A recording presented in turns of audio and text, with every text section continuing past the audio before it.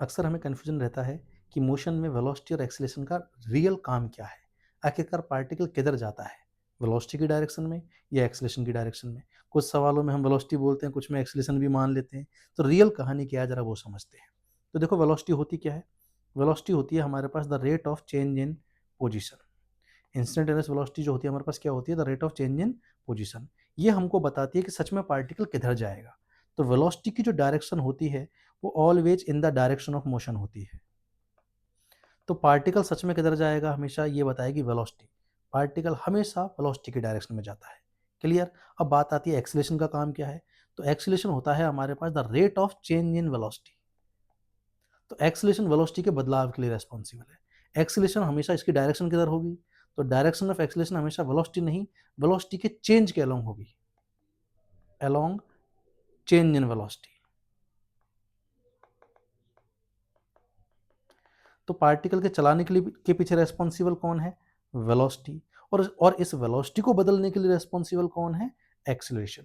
Acceleration velocity को कैसे कैसे बदल सकता है, कि केवल मैग्नीट्यूड को बदल सकता है, या केवल डायरेक्शन को बदल के भी बदल सकता है, या बोथ वेलोसिटी के मैग्नीट्यूड एंड डायरेक्शन दोनों को बदल के भी ये वेलोसिटी को बदल सकता है।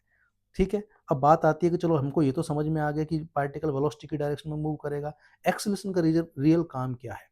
तो एक्सीलरेशन क्या करेगा, वेलोसिटी को बदलेगा, और हमेशा इस तरीके से बदलेगा कि ये वेलोसिटी को मोड़ के अपनी डायरेक्शन में लाना चाहता है। कि अगर मान लो मैं एक एग्जांपल से समझूं कि ये एक पार्टिकल है जिसकी वेलोसिटी है मान लो इधर v, और एक्सीलरेशन है मान लो नीचे a, तो क्या होगा, पार्टिकल किधर मूव करेगा। तो यहाँ वेलोसिटी राइट में है तो पार्टिकल राइट की तरफ मूव करेगा, लेकिन एक्सीलरेशन क्या करेगा, एक्सीलरेशन इस वेलोसिटी को बदलेगा। और एक्सीलरेशन हमेशा वेलोसिटी को इस तरीके से बदलता है कि वो वेलोसिटी को मोड़ के अपनी डायरेक्शन में लाना चाहता है। क्लियर। तो एक्सीलरेशन क्या करेगा, इस वेलोसिटी को मोड़ के अपनी डायरेक्शन में लाएगा। उम्मीद है सबको समझ में आ गया होगा। ठीक है, अब एक एग्जाम्पल से समझिए जरा, कि जैसे मान लो आपसे मैं कह दूं कि एक पार्टिकल है जिसकी कुछ वेलोसिटी v इधर देके हमने उसको प्रोजेक्ट कर दिया, लेकिन उसका एक्सीलरेशन जीरो है। तो इसमें क्या होगा, तो देखो एक्सीलरेशन जीरो है। अब एक्सीलरेशन किस चीज़ के लिए रेस्पॉन्सिबल है, वेलोसिटी के बदलाव के लिए। तो यहाँ एक्सीलरेशन जीरो है मतलब वेलोसिटी बदले ही नहीं, और वेलोसिटी नहीं बदलेगी तो वेलोसिटी सेम रेट से पार्टिकल जो है अपनी अपनी डायरेक्शन में कंटिन्यूसली मूव करता जाएगा।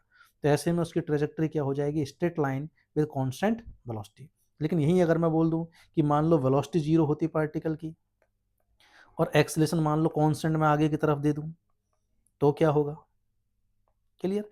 तो यहाँ तो वेलोसिटी है ही नहीं, तो क्या पार्टिकल चलेगा नहीं, बिल्कुल चलेगा। कैसे चलेगा, पार्टिकल की डायरेक्शन कैसे पता करेंगे। तो देखो नो डाउट यहाँ वेलोसिटी जीरो है, और हमने पढ़ा है कि पार्टिकल हमेशा वेलोसिटी की डायरेक्शन में मूव करता है। लेकिन यहाँ होगा क्या, कि ये जो एक्सीलरेशन है इस जीरो वेलोसिटी को तुरंत बढ़ा के आगे फॉरवर्ड में पैदा कर देगा।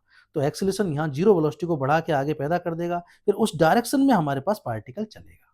तो पार्टिकल हमेशा चलता तो वेलोसिटी की ही डायरेक्शन में, एक्सीलरेशन हमेशा वेलोसिटी को इस तरीके से बदलता है कि उसको मोड़ के अपनी डायरेक्शन में लाना चाहता है। जैसे एग्जांपल के लिए मान लो मैंने वेलोसिटी दे दी आगे की तरफ u, लेकिन एक्सीलरेशन दिया पीछे की तरफ।